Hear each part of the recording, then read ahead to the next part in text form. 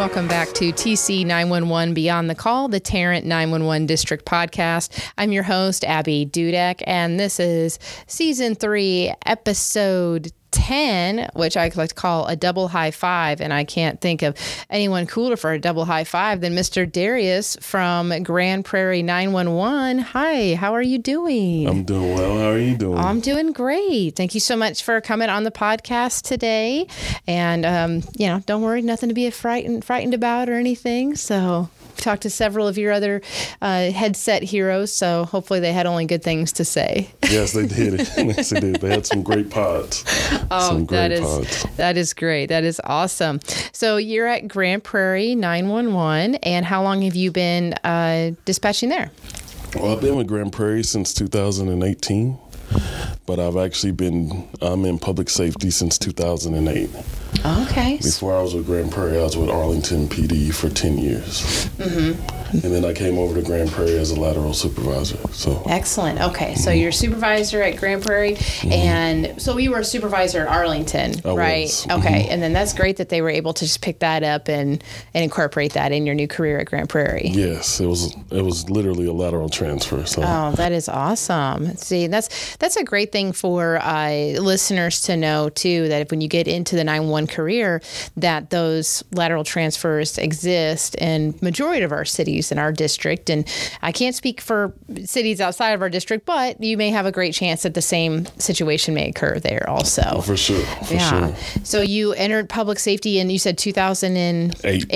Yes. Oh, wow. Yeah, I've been doing it now for almost 16 years. That's crazy. Yeah. I'm kind of excited too, because we have a connection, because that's when I started going into public safety in the 911 also. So there you go. Has it really been 16 years? It's almost 16 for me. Yeah, it'll be 16 for me in December. Yeah. When did you start?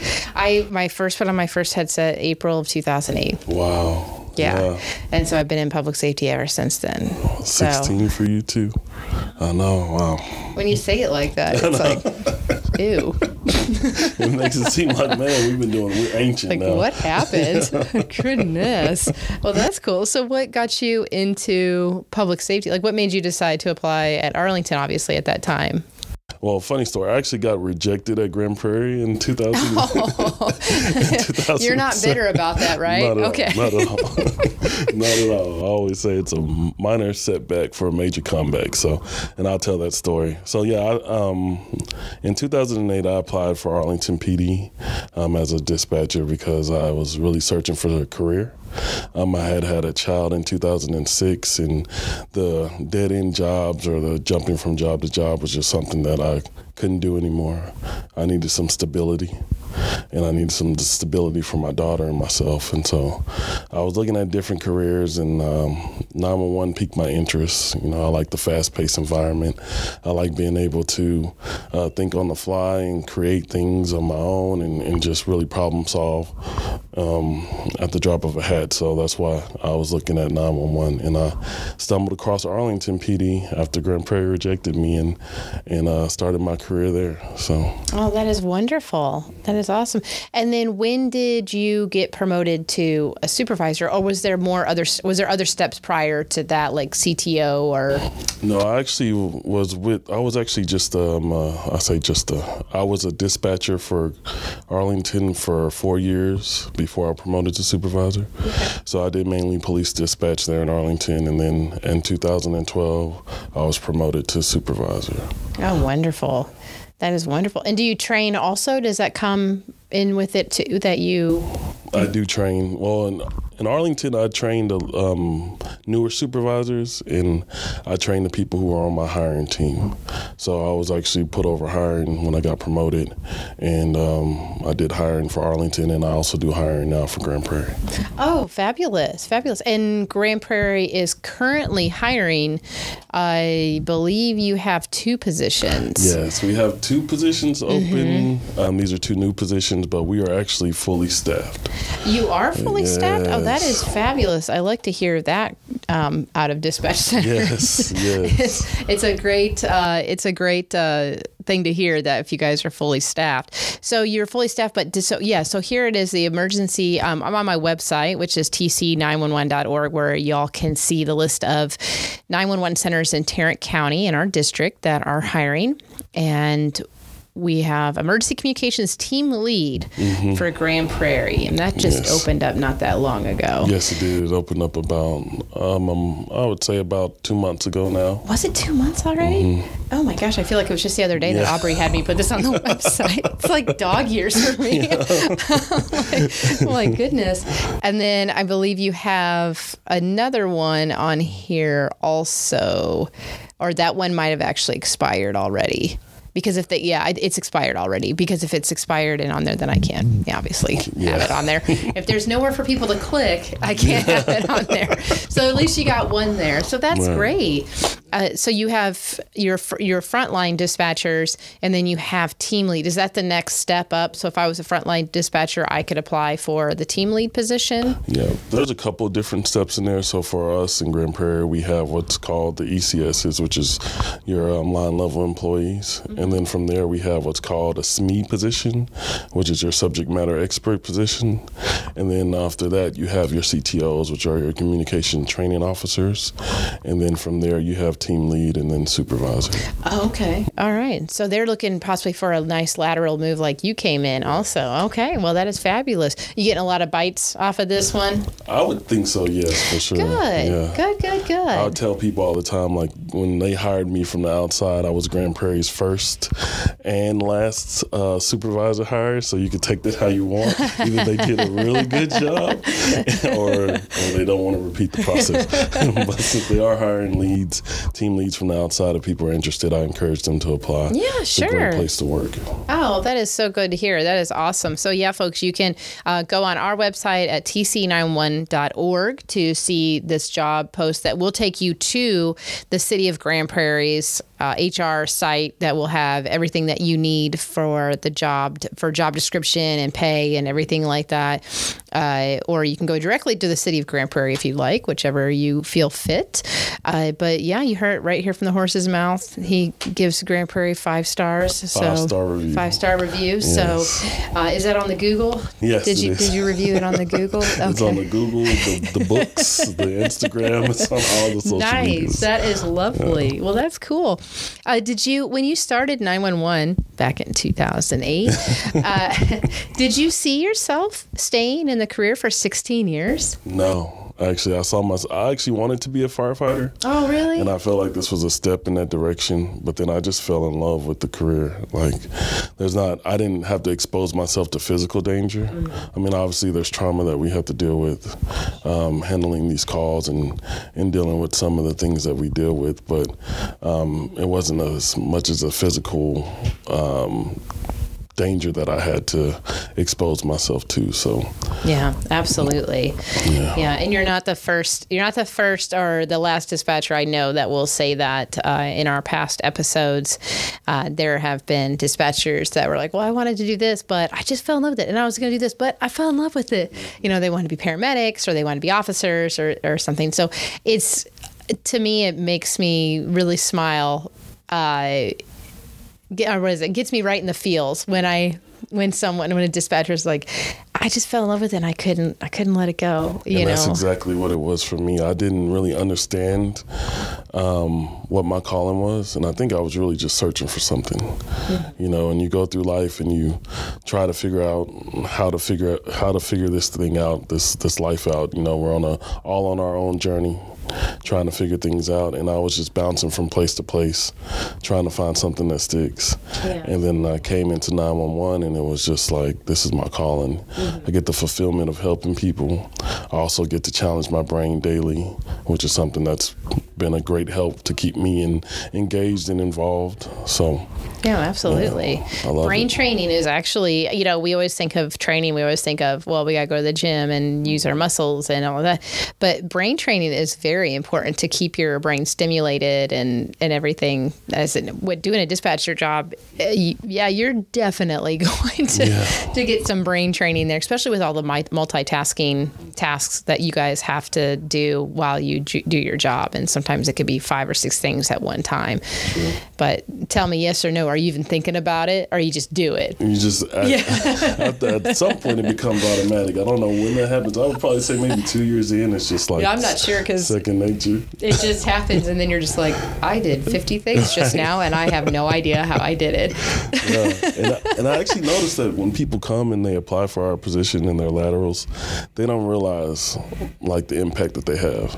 So a lot of people come over, and when we ask them these questions, because we try to get to the heart of a person, and we ask them these questions about what they do and can they give us examples, it's hard for them to put together or articulate what they do on a daily basis. But most people who have done this job are amazing at this job. Mm-hmm. Majority of people are amazing at this job. Oh, absolutely they are. It's when I go and visit the dispatch centers and everything, and it's great watching them. And I emphasize watching them. It's great now watching.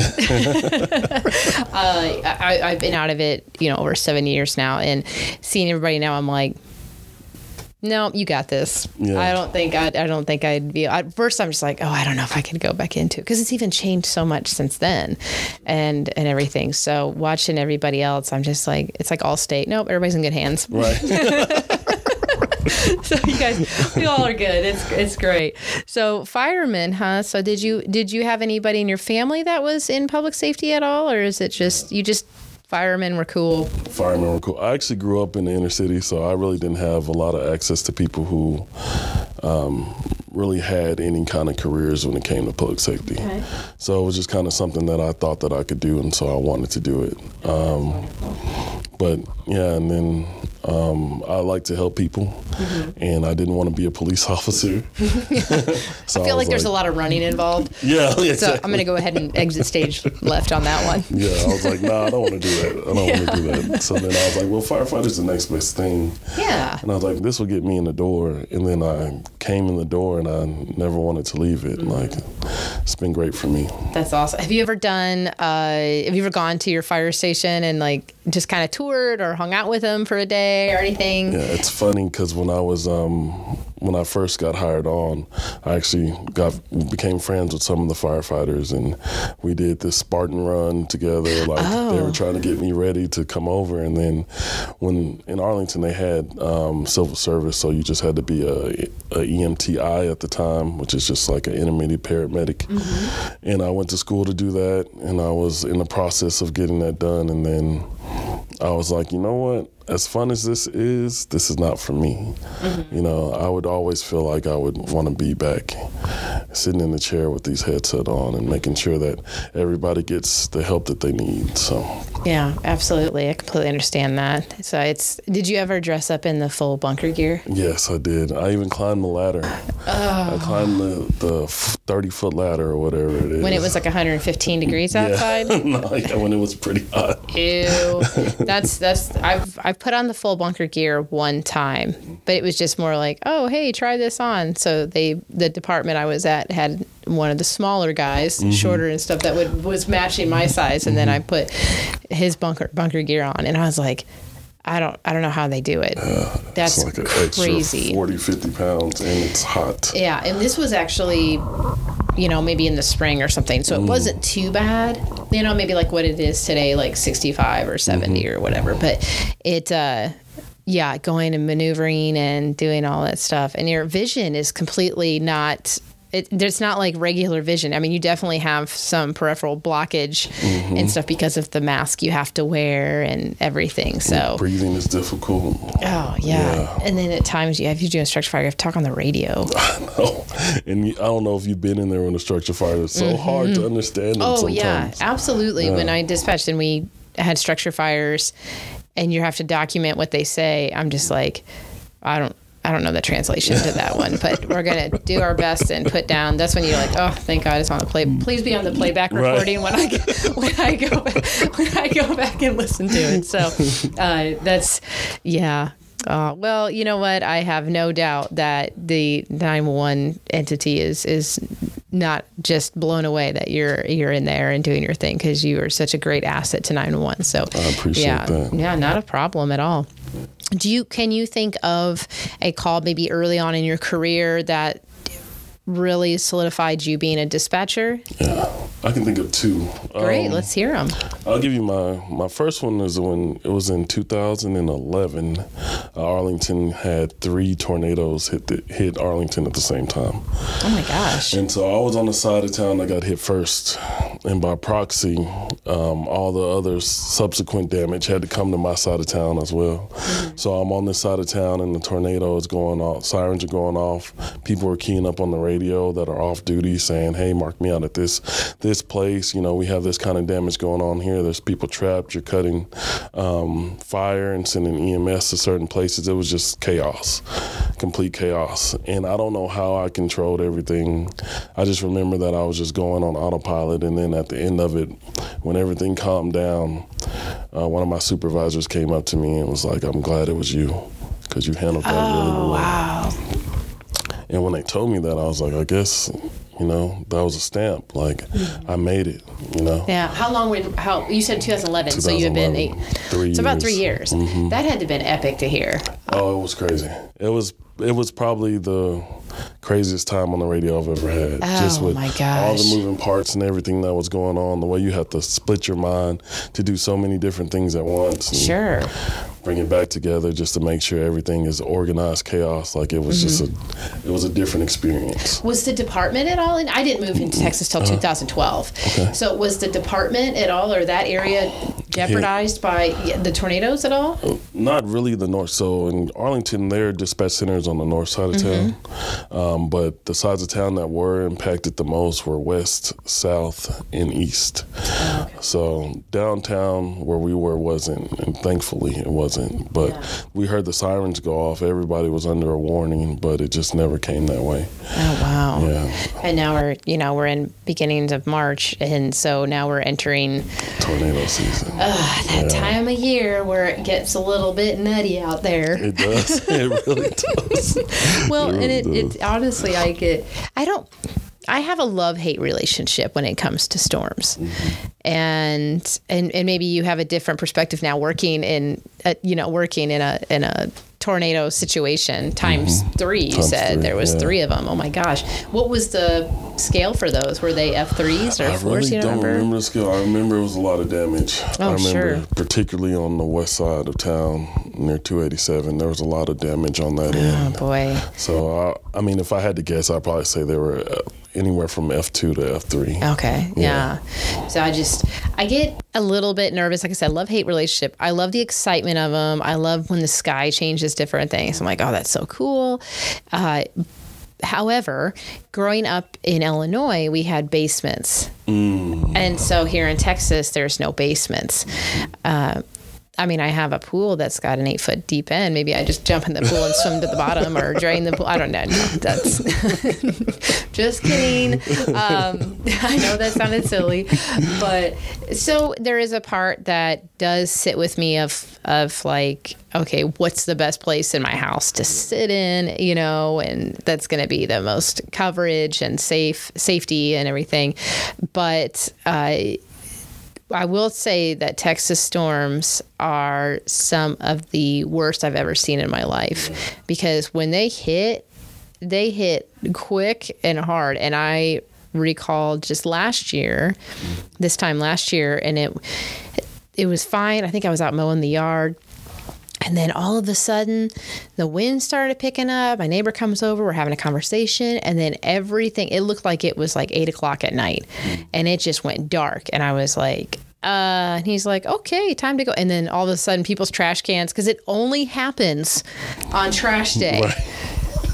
It's like so the storm people, the tornado people, or the storm people up there are just kind of like, plotting it. And they're like, oh, is it trash day? All right, let's do it, boys. Looks like they got a lot of recyclables out there. Let's make this happen.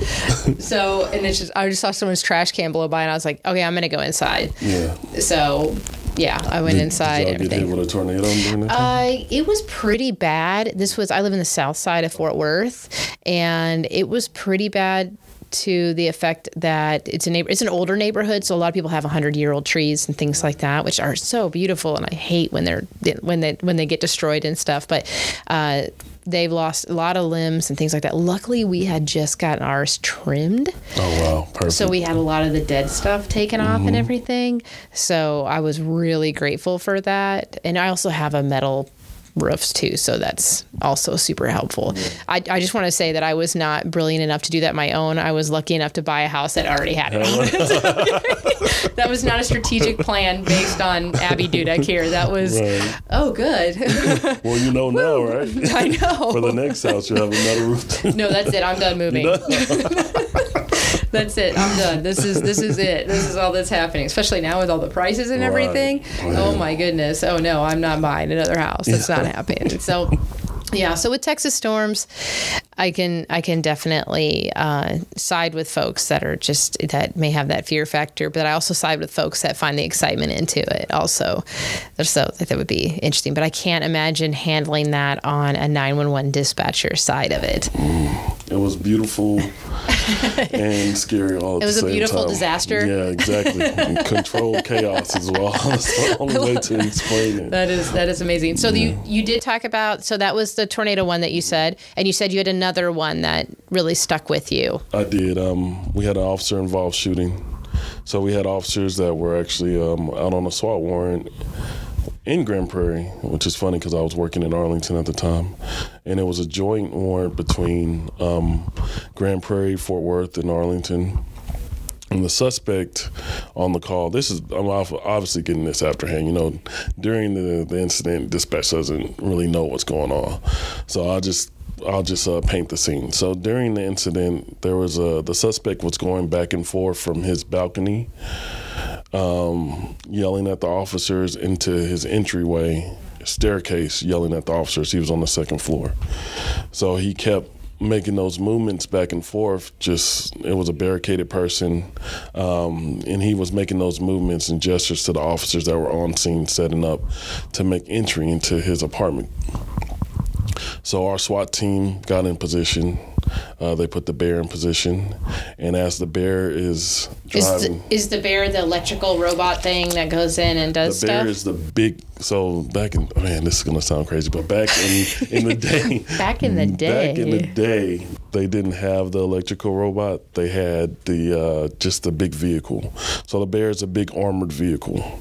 Okay. Yeah, so the bear was driving in front of the apartment just to give cover and to distract the guy while the entry point team was setting up to make entry into the apartment.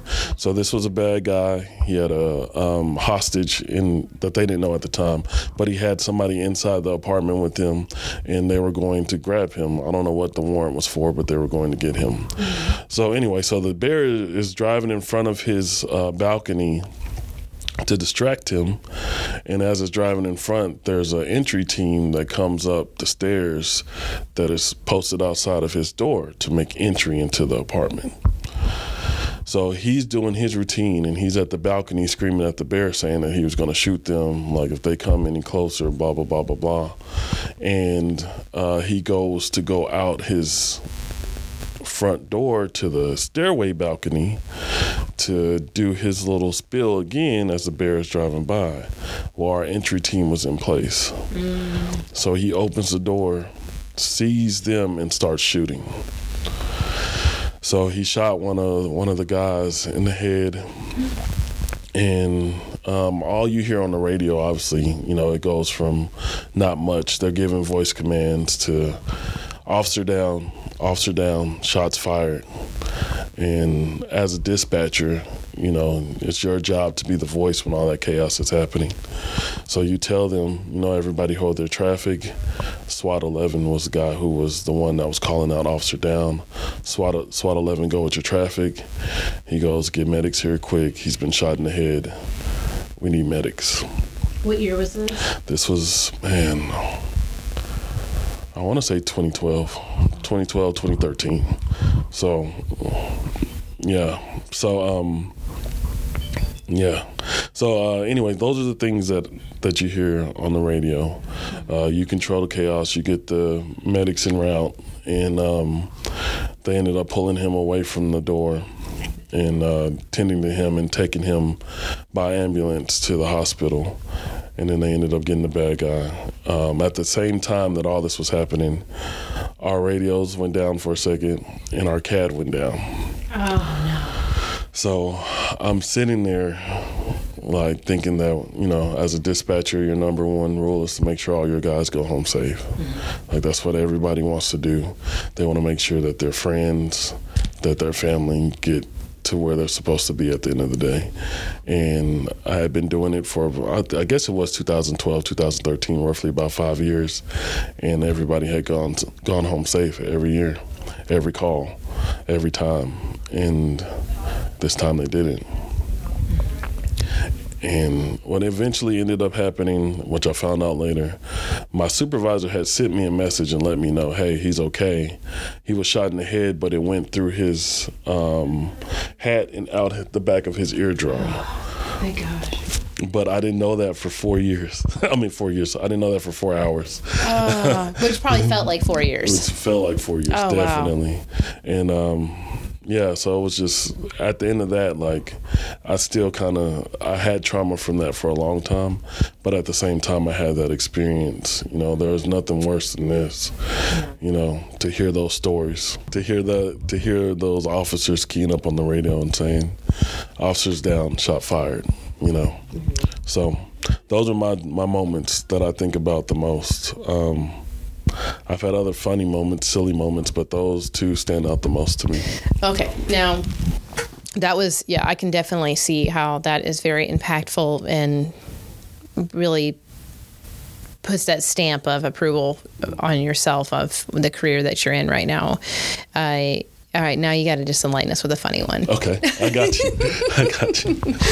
So when I was in training in 2008 on the channel, and shout out to Mitch Pennywell, who was an amazing trainer. Oh, MP. Yeah, MP. I think he's been in 911 now for about 35 carry years. Yeah, something like that. We love you, MP. We love you, Mitch. So he was my trainer. And we were doing well. Like, I was rocking and I was rolling, and I felt like, I'm starting to get the hang of this. So we get these calls, and in Arlington at the time, when you got an emergency call, it showed up like this pewter green color, like this ugly color, this terrible color. So I'm dispatching units to a call, and then I'm dispatching them to an not emergency call, but a high priority call, and I'm giving them the call text over the radio. And then I get this assist officer that pops up on my screen, which is a pewter green color.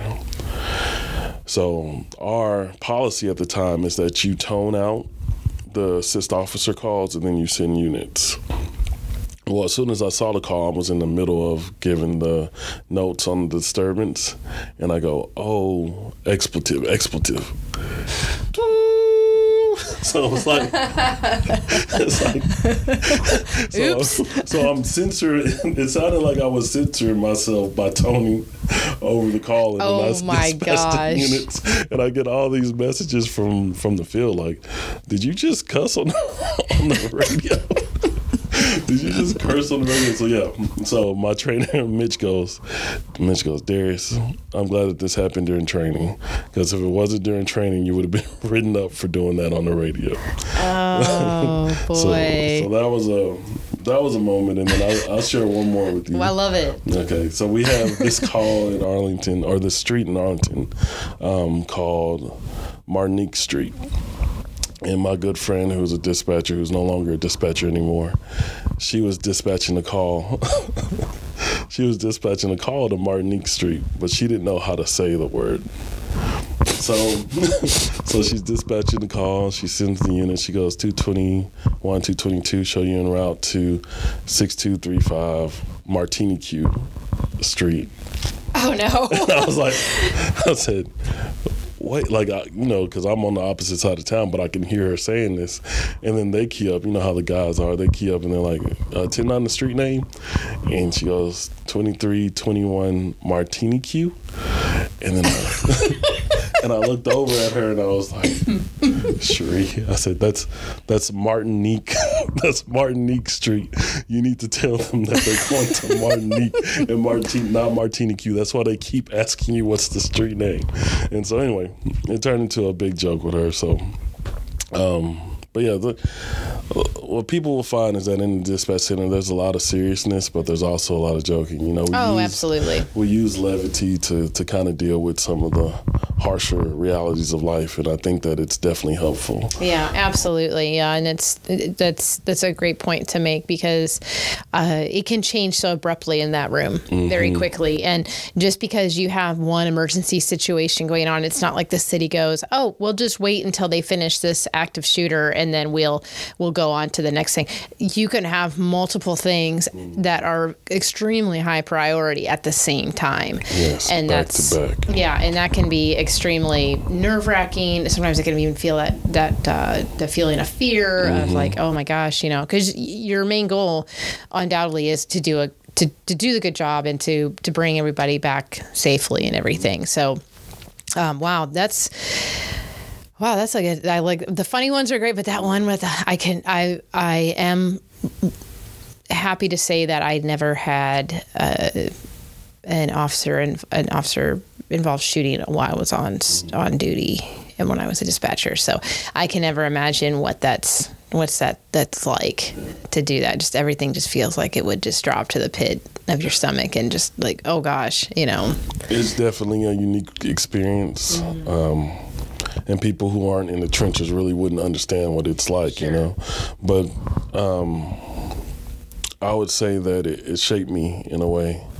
I think that a lot of times we go through dispatching, just going through the motions, trying to figure things out, and not really paying that much attention to how serious the job is sometimes. Sure. Yeah. And when that reality hits, it hits you like a ton of bricks. Oh, absolutely. And it sticks with you. It'll always be with you. And, it's like a freckle. It ain't going anywhere, man. Like once it shows up, it's there. Yeah. Do you have any tips for like public education tips or comments for our public out there? Anything that you can share with them that will help them if they need to reach emergency services for anything? Well, I will tell you guys that we have a wealth of resources for people who are actually in this profession, which I'm definitely an advocate for. I love the fact that we are getting so mental health focused. Yes. So a lot of people that come into this position, it's important that they understand that they are going to be exposed to a lot of trauma that they never experienced before. But we also have foundational resources that we can give them and provide for them to make sure that they're able to deal with these things. The tools that we have and the knowledge that we've gained over the years as far as dealing with the trauma and everything else that we are exposed to has really come a long way in our profession. So I'm grateful for that. And for the public who are looking for more information about 911 or looking for knowledge about what it is that we do, if you want to come do a sit-along or a ride-along, you can come and put in an application. We'll have to vet you and then let you come see what it's really about. So they got to check you out first. Make sure that you are able to come into our center.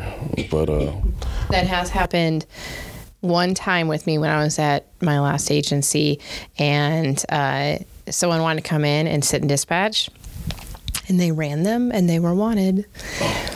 And there's two directions you can go in the hallway when you enter a police department, towards the jail or towards dispatch. They did not go towards dispatch because we were all sitting there. And then I think one of the other gals ran them. And I think she was like, I think I'm reading this right, but I'm pretty sure this person's wanted. And I'm like, are you serious? And sure enough, they were. I think they had a couple regions or something like that, regional warrants or something. And then I was like, oh my gosh. Like, could you imagine? How do you not know? That's happened to me during a hiring session. Like, not you. Not me specifically, but like we run people. Yeah. And then they'll come up, because we always run them before we bring them back in. Oh, absolutely. Interview. You do the preliminary running when you're vetting them, and then you do another running when you have to bring them in for interviewing, just to make sure that they're clear. So we bring them in for the interview, and they have regions. You're applying to be in law enforcement, you have to make sure you take care of that. Yeah. And regional warrants, just kind of clarify that. There's two types of warrants. You have regional warrants, which is going to be your local warrant. And then you can have, if you have a national warrant, you're cooked. There's really something that has gone astray.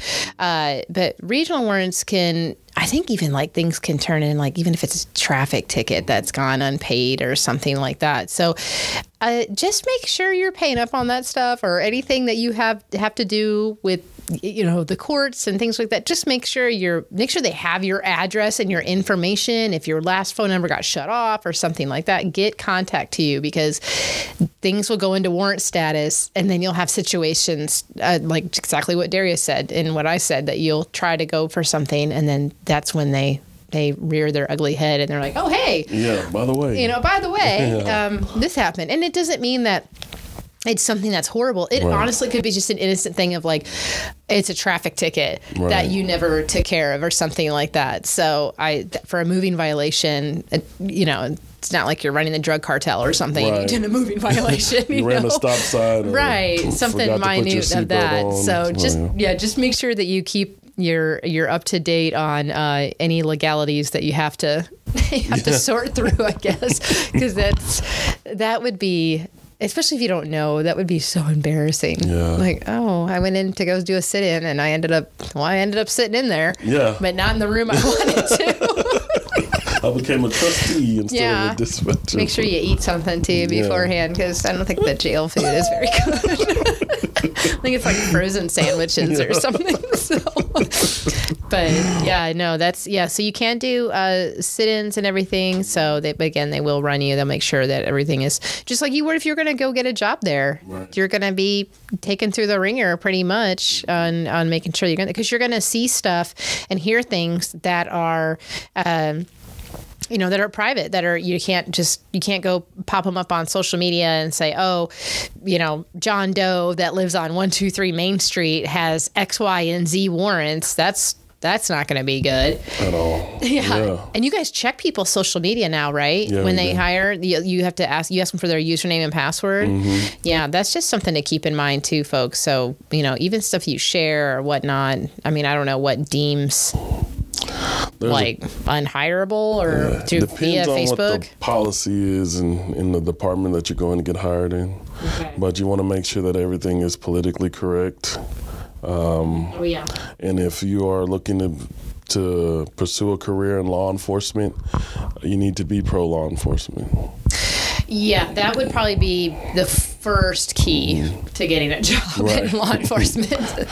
So you have to, you kind of have to like them. Yeah, right. There's nothing wrong with accountability. We all need accountability. Mm-hmm. But I just blatant disrespect to people in this profession is not going to be tolerated by any department. Understandably so. And I think that would be said about any industry that, if I was going to go apply at Coca-Cola and I said, oh, I hate this sugary demon water. I mean, that's you'd be out of there. Rejected. Yeah. So, but I don't think that they would mind, like, if they see my Facebook and it's abruptly infiltrated with Taylor Swift posts. Right. You a Swiftie? I'm a Swiftie. Did you see my bracelets? Oh my goodness. So if anybody wonders who does the social media, specifically the Taylor Swift ones that popped up around the Super Bowl, it was me. It was Abby. It's always me. Nothing's wrong with the only one that does the social media. So I had to, man. I was like, there's an opportunity knock, and I got to open up that door. Yeah. And I got to make it a 9-1 educational message. I'm glad you did. Look, I hope she got her ring, too, because she needed one. She deserved one. Well, he got one. Maybe not the same one that she may or may not want. I don't know, but we'll follow into that. Someone's listening to this podcast going, oh, Taylor Swift was mentioned in this podcast. Like, there's no escaping. It's been so long since the Super Bowl. What the heck? Yeah. What can I say? Yeah. Shake it off. Shake it. I love it. I love it. That's awesome. Well, Dareas, thank you so much for coming on the podcast and taking your time out of your day. Are you off today or are you? No, I'm still on the clock. You're on the clock? Okay. Yeah, I'm about to head back as soon as this is done. Well, that is fabulous. Well, send my hellos and howdies to everyone there at Grand Prairie. And again, thanks for coming and joining us today. And everyone listening, thank you so much for your support and listening to this podcast. And if you need to catch up, you got plenty of stuff that you can listen to at TC for the TC 911 Beyond the Call podcast. You have season 3, we have season 2, and season 1. So if there is not anything good on TV or there is not a Taylor Swift documentary that you are watching, you can go back and listen to our podcast and get to know a lot about the Tarrant 911 district niche with our staff here at the office, supervisors in the county, and dispatchers in the county also. So until next time, have a fabulous week.